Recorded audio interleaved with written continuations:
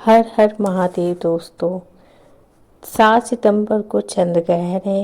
ये भारत में भी दिखेगा और 7 सितंबर को पूर्णिमा है, पंचक चालू है और पितृपक्ष की शुरुआत भी पूर्णिमा को हो रही है और श्राद्ध चंद्र ग्रहण लगेगा। इसका समय क्या है, सूतक कब से लगेगा, सावधानी क्या रखनी है, सब कुछ आपके साथ यहाँ पे शेयर करने वाली हूँ। देखिए, 7 सितंबर 2025 को चंद्र ग्रहण लग रहा है जो शाम को 9:57 से लेकर रात्रि 1:26 तक रहेगा, जिसकी कुल अवधि है 3 घंटे 28 मिनट की लंबी अवधि है।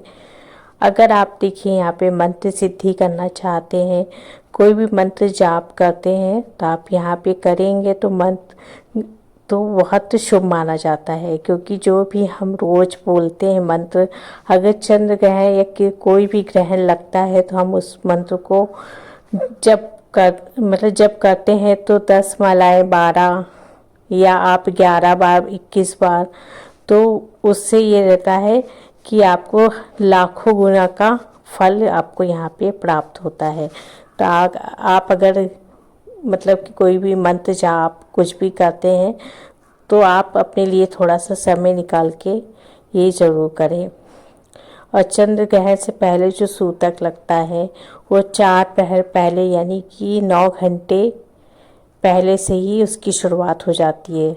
जो सूतक का समय है दोपहर 12:19 से सूतक की शुरुआत हो जाएगी।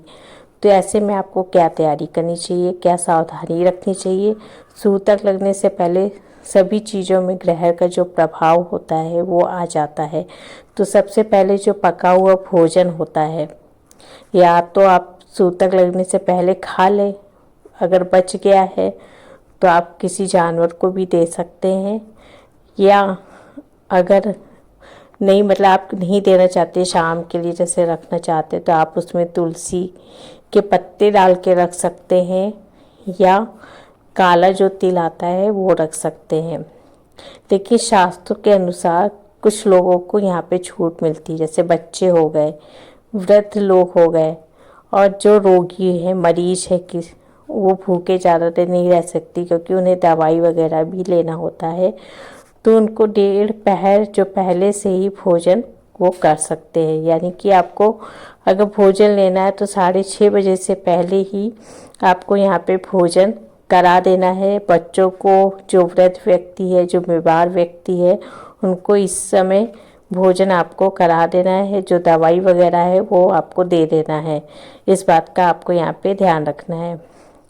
भोजन अपने परिवार के लिए अगर रखा हुआ है तो उसको खिलाएंगे, तो खिलाने से पहले जैसे मैंने आपको बोला, काला तिल डाल सकते, तुलसी का पत्ता पहले सूतक लगने से पहले ही आप उसमें डाल दें, तो जो ग्रहण का जो दोष होता है वो फिर अन्न में नहीं आता। लेकिन जो स्वस्थ हैं उनको सूतक लगने के बाद भोजन ग्रहण नहीं करना चाहिए। भोजन या खाने के सामान में तुलसी का दल भी डाल दीजिए।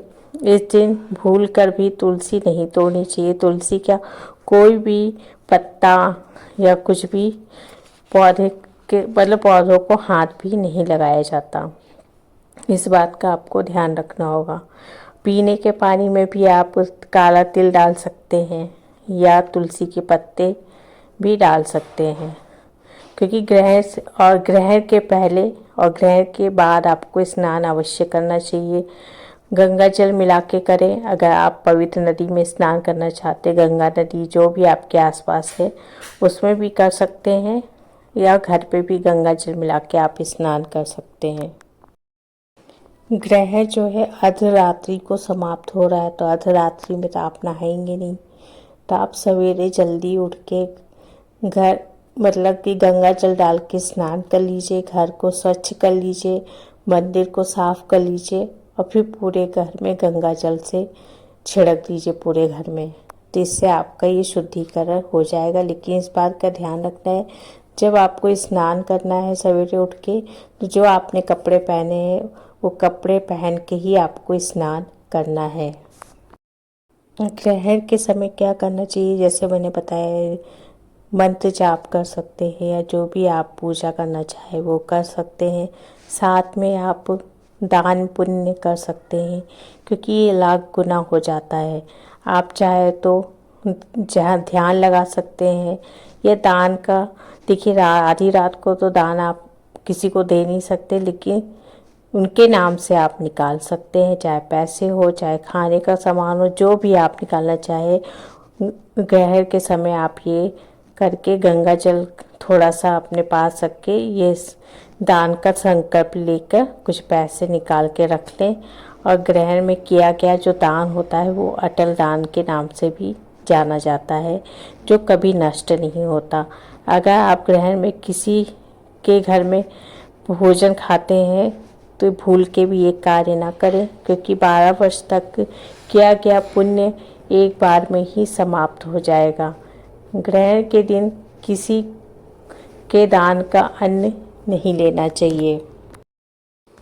ग्रहण समाप्त होने के बाद स्नान दान करने के बाद आप गाय को चारा जरूर खिलाएं, पक्षियों को दाना जरूर डालें, ज़रूरतमंद लोगों को अन्न वस्त्र दान करें। इसे मतलब कि ये बहुत ही शुभ माना जाता है। अब सबसे महत्वपूर्ण बात कर लेते हैं, जो गर्भवती महिलाएं हैं उनको क्या नहीं करना चाहिए। देखिए, उनको लोहे का जो स्पर्श है वो नहीं करना चाहिए। गर्भवती महिलाओं के लिए बहुत सारे सावधानियां जो है बताई गई हैं। कोई भी चीज़ काटना नहीं चाहिए, चाकू को हाथ भी ना लगाएं, कोई भी धारदार चीज़ें जो है उनको हाथ में नहीं ले मतलब हाथ भी नहीं लगाना चाहिए। आपको कुंडी भी नहीं लगानी चाहिए, ताला चाबी भी नहीं लगाना चाहिए और सुई भी नहीं छुए। इस बात का आपको बेहद ध्यान रखना है। और ज़्यादा सोना भी नहीं चाहिए। आप चाहे तो यहाँ पे भगवान का स्मरण कर सकते हैं। दोस्तों, ये थी कुछ सावधानियाँ चंद्र ग्रहण में क्या करना चाहिए क्या नहीं करना चाहिए, वो मैंने आपके साथ शेयर किया है। वीडियो पसंद आए तो लाइक शेयर सब्सक्राइब कर लीजिएगा और मेरे कमेंट बॉक्स में कमेंट में लिखिएगा हर हर महादेव। धन्यवाद।